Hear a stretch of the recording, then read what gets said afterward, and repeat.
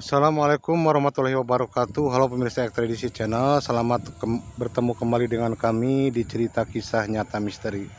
Nah pemirsa, di episode kali ini kami akan menceritakan kisah nyata yang benar-benar terjadi, yang dialami seorang narasumber, sebut saja namanya Erwin.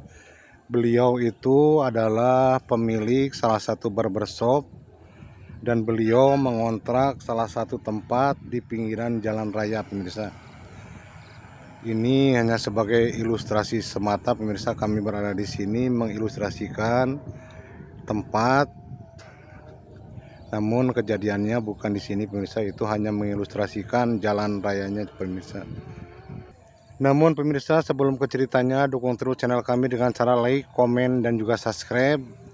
Bagi yang belum, biar channel kami bisa berkembang pemirsa. Kisah nyata yang dialami Erwin terjadi sekitar 5 tahun yang lalu pemirsa. Dan Erwin kala itu berusia 21 tahun. Erwin bekerja atau membuka salah satu usaha, yaitu barbershop yang ada di pinggiran jalan raya pemirsa. Dari tempat tersebut, jarak ke rumah Erwin itu hanya sekitar 15 menit kalau berjalan pulang pemirsa. Jadi Erwin meskipun menyewa atau ngontrak di salah satu tempat, di salah satu rumah, namun tidak begitu besar, Erwin tidak pernah atau jarang sekali nginep di kontrakan tersebut. Dan Erwin selalu pulang sehabis bekerja, buka dari jam 9 pagi dan tutup jam 7 malam pemirsa. Jadi tidak terlalu malam kalau bukanya pemirsa, karena memang di tempat tersebut kalau malam sudah sangat sepi dan jarang ada pengunjung. Usaha barbershop yang dikelola sama Erwin hanya dikerjakan oleh Erwin sendiri, namun kadang-kadang selalu datang teman-temannya yang ikut nongkrong di tempat tersebut dan menemani Erwin. Nah pada suatu malam pemirsa, saat itu sekitar jam 7 malam Erwin sudah bersiap-siap untuk pulang karena memang akan tutup jam 7 karena sudah sangat sepi sekali pemirsa. Jadi Erwin saat itu ditemani temannya yang bernama Ilham. Nah sekitar jam 7 itu Erwin bergegas atau berencana untuk pulang, dan setiap pulang itu pemirsa, Erwin dan temannya itu harus berjalan di jalanan raya seperti itu tuh pemirsa. Jalanan yang biasa dilewati kendaraan, dan harus melewati jalanan itu sekitar 100 meter, dan setelah 100 meter itu baru masuk ke gang menuju ke rumahnya pemirsa. Dan setiap pulang pemirsa atau berangkat, Erwin harus melewati pohon besar atau pohon mahoni besar yang ada di pinggiran jalan sekitar 50 meter dari tempatnya dia buka barbershop. Nah malam itu pemirsa, saat Erwin berjalan dan saat akan melewati pohon besar itu di pinggir jalan, Erwin melihat ada sosok yang sedang berdiri di bawah pohon besar itu, seperti memakai jubah dan memakai penutup kepala. Kebetulan malam itu gerimis pemirsa, jadi Erwin menganggap si sosok tersebut adalah manusia atau petani yang sedang menunggui padi atau sawahnya pemirsa. Namun si sosok tersebut berjalan melewati ke arah Erwin dan ke arah temannya, melewati mereka. Namun anehnya pemirsa, saat Erwin menengok ke belakang sekitar 1 menit setelah si sosok tersebut lewat, Erwin tidak melihat sosok tersebut dan bertanya kepada temannya. Erwin bertanya, tadi yang lewat kemana ya? Nah anehnya pemirsa, si temannya itu, Ilham itu, tidak melihat sama sekali si sosok tersebut atau penampakan tersebut. Dan Ilham menganggap Erwin hanya bercanda atau menakut-nakuti, padahal jelas sekali Erwin melihat ada sosok yang sedang berdiri di bawah pohon mahoni besar itu dan berjalan ke arah Erwin, ke arah mereka dan melewati mereka. Namun anehnya si sosok tersebut menghilang setelah melewati mereka. Nah di situ Erwin mulai berpikir, apakah itu setan atau apakah itu penunggu si pohon mahoni tersebut, karena memang ada yang bilang atau banyak yang bilang kalau di bawah pohon mahoni itu atau di pohon mahoni itu ada penunggunya. Nah saat setelah kejadian itulah Erwin baru percaya kalau memang benar di bawah pohon mahoni itu ada penunggunya. Singkat cerita pemirsa, di keesokan harinya sekitar jam 8 Erwin pun sudah bergegas membuka usaha barbershopnya. Dan saat Erwin sedang bekerja atau sedang mencukur atau memotong rambut pelanggannya, tiba-tiba Erwin mendengar benturan yang sangat keras dari arah jalan raya atau jalan tersebut. Nah, di situ semua warga berhamburan, termasuk Erwin pun melihat ke lokasi tersebut, dan ternyata pemirsa ada salah satu mobil Honda Civic berwarna merah menabrak si pohon mahoni besar yang ada di pinggiran jalan tersebut. Di situ semua warga mendekat melihat, dan ternyata pemirsa sangat disayangkan mobilnya ringsek. Di situ ada sopir terluka-luka, dan kedua penumpang yang lain termasuk satu penumpang perempuan sangat terluka parah. Dan semua warga berhamburan menolong penumpang yang ada di dalam mobil yang sudah terluka parah dan membopong si perempuan yang berluka parah itu. Namun si sopir dan satu penumpang lagi masih bisa berjalan meskipun ada sedikit luka-luka di wajahnya, namun yang satu perempuan sangat parah.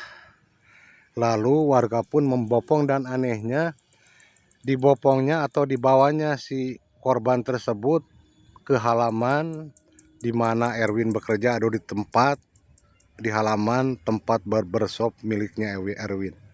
Awalnya Erwin menolak korban untuk dibawa ke situ, namun karena memang tidak ada lagi tempat atau tidak ada lagi rumah yang sangat berjauhan memang di situ rumahnya, jadi terpaksa semua warga membopong si korban ke halaman tempat usaha Erwin, yaitu ke tempat barbershop milik Erwin.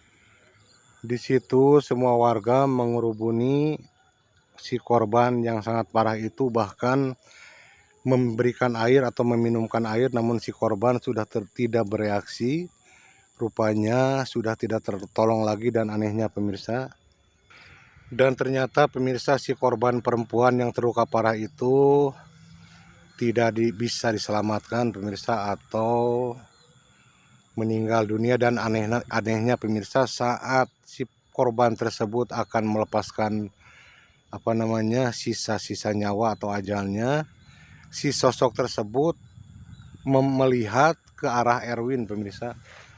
Jadi si matanya itu tertuju ke arah Erwin dan menatap wajah Erwin, dan di situ Erwin saat itu merasa takut, dan katanya bulu kuduknya Erwin sangat merinding.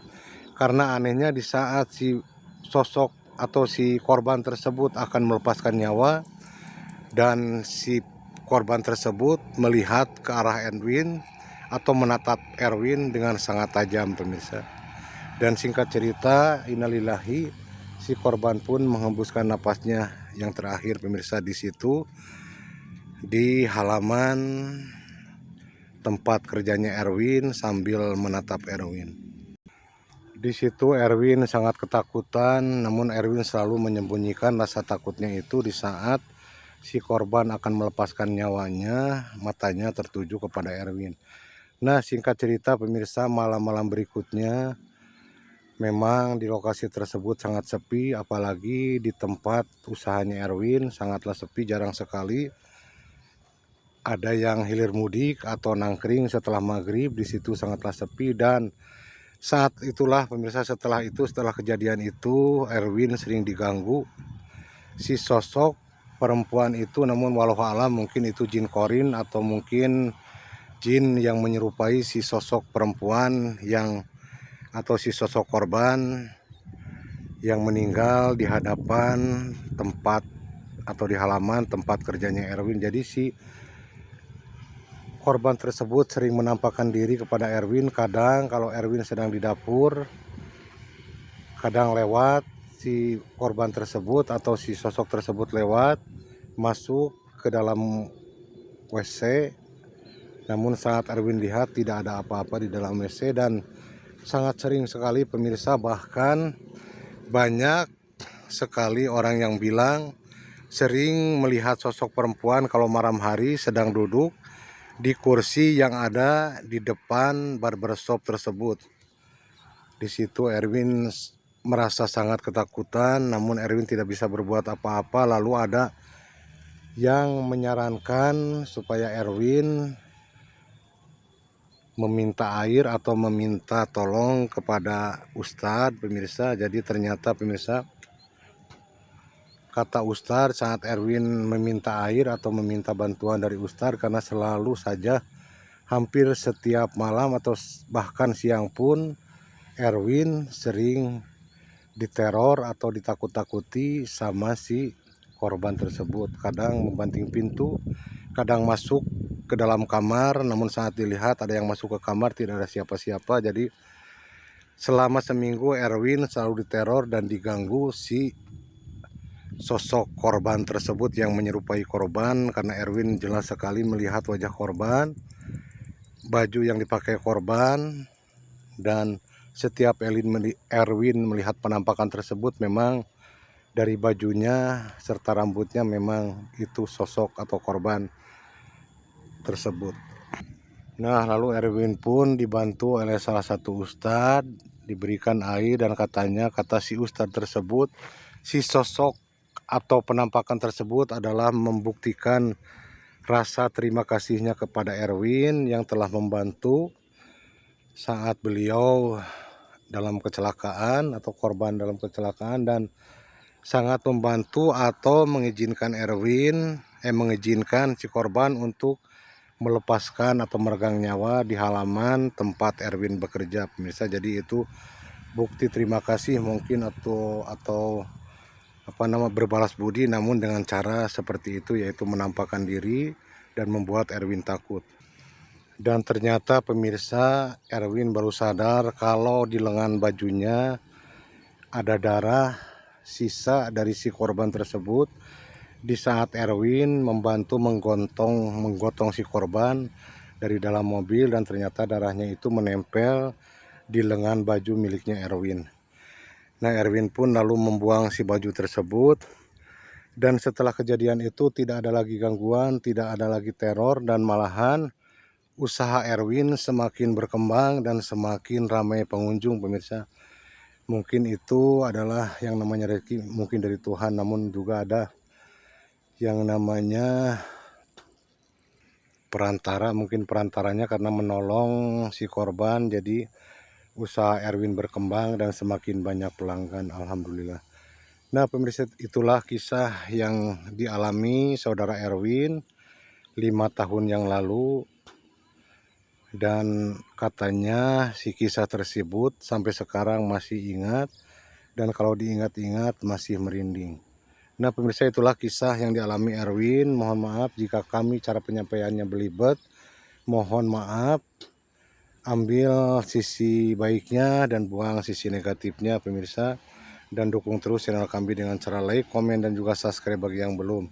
Dan kami berharap pantang terus, pemirsa, cerita kisah nyata yang kami tampilkan atau yang kami ceritakan, dan jangan bosan-bosan karena kami menceritakan kisah yang benar-benar nyata dan bukan rekayasa. Jadi mohon maaf jika videonya atau durasinya sebentar, karena kami tidak melebihkan atau tidak bisa mengurangi cerita tersebut.